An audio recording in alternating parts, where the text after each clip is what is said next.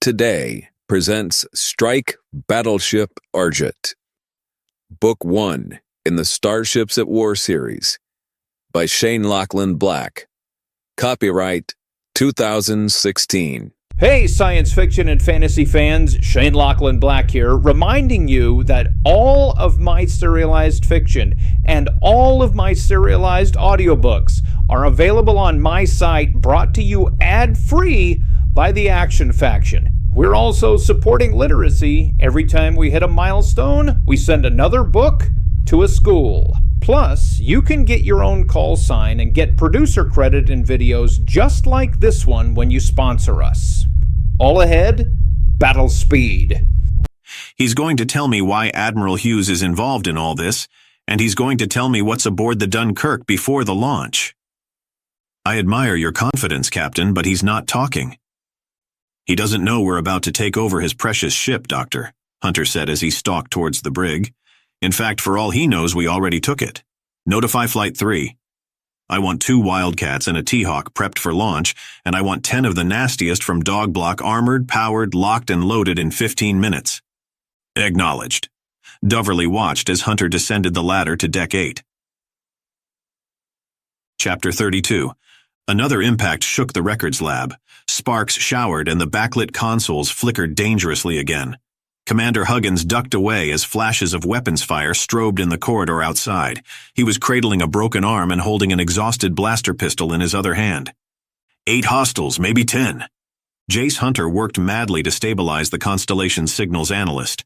He was unconscious and bleeding from 2 catastrophic shrapnel wounds. The standard medikit from the lab's emergency supplies was useful, but Jace knew if he didn't get the attention of a trauma unit within the next 20 minutes, he wasn't going to make it. Tom lunged into the hall and sprayed rapid-fire plasma bolts in the general direction of their attackers. A secondary explosion caused the floor to lurch, and a wave of acrid smoke drifted back into the lab.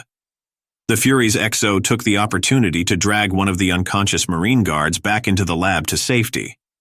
Lieutenant Sutherland was barely conscious. Her uniform had enormous chemical burns along one side. The advanced fabric narrowly saved her skin from being incinerated in the blast. "We were pretty lucky, eh, ma'am?" Hunter continued working furiously. "Only because this room is packed with gear and consoles, Lieutenant. If that center unit hadn't been here, we'd all be strumming harps right now." Jace pulled out her handheld comm unit. "If I give you this, do you think you can figure out why we're off the air?" "I'll do my best, ma'am." "Outstanding." The commander handed the young signals officer the device and finished her work on the other wounded man. "That will have to do until we can get a medical team down here." "He doesn't look too good, ma'am," Amy said. "In about 15 minutes, he's going to look a lot worse. Get us back on the air, Lieutenant."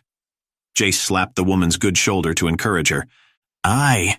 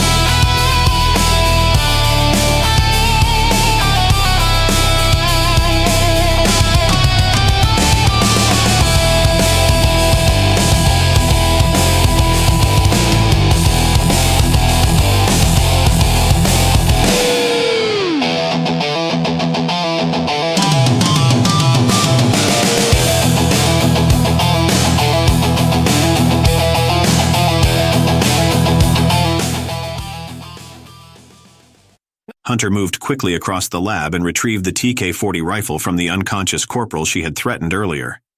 She put her hand to his forehead. Up to now, she hadn't been aware of just how young he was.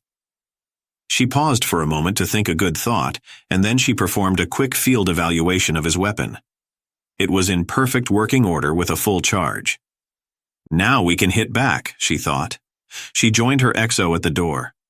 What's the situation out there? They've got heavy rifles and they're moving up along the reinforced corridor to the right and further down. Jace pulled the mechanical power lock on her weapon and let the connectors snap into place with a satisfying metallic thud. Range? 10 meters, maybe less. Perfect. Let's blow them a kiss. Jace Hunter suddenly appeared in the center of the besieged corridor and leveled the relatively large rifle at her hip. A flash of stark light reflected from the drifting smoke, launching a fast-moving bolt of energy down the corridor.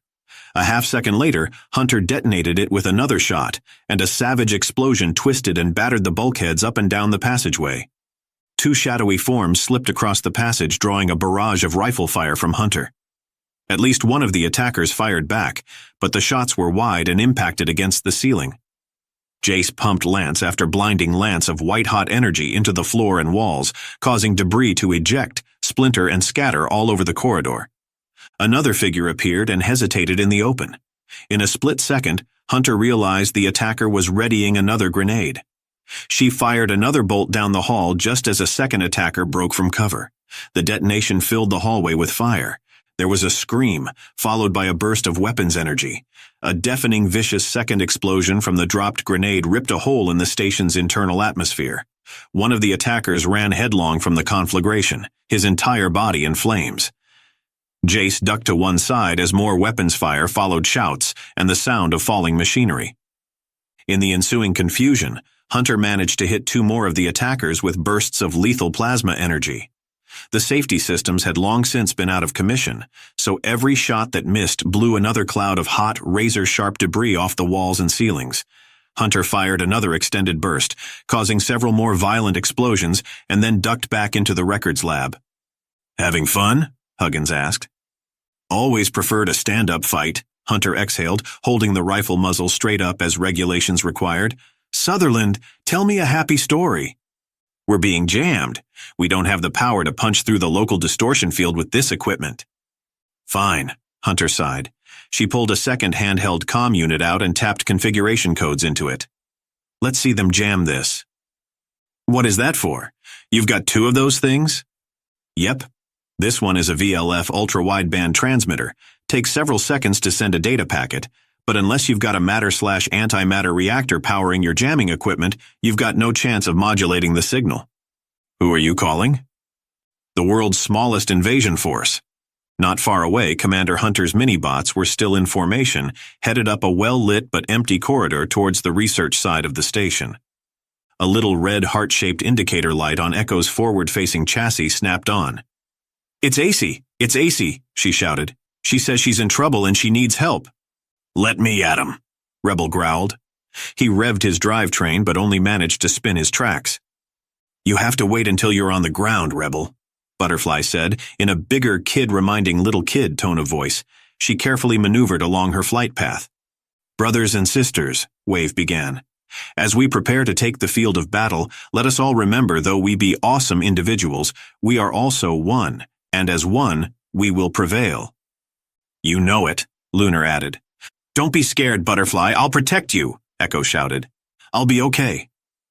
Butterfly was picking up residual weapons fire readings. "AC sent me a battle plan. I'll share it with everybody," Echo said excitedly. "That's the corridor," Wave said. "Shaka, dudes and dudettes, let's carve the chop." To a spectator, what happened next would have looked for all the world like a 1950s monster film with little model trucks and tanks attacking a guy in a hairy rubber suit.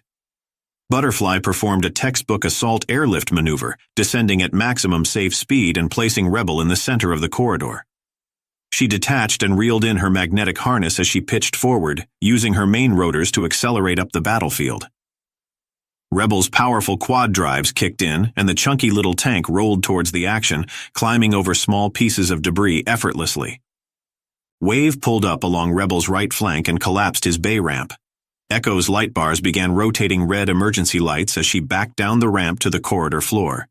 As soon as all four of her wheels were on the ground, she swerved to one side with a chirp of her tires and accelerated, following Butterfly's lead.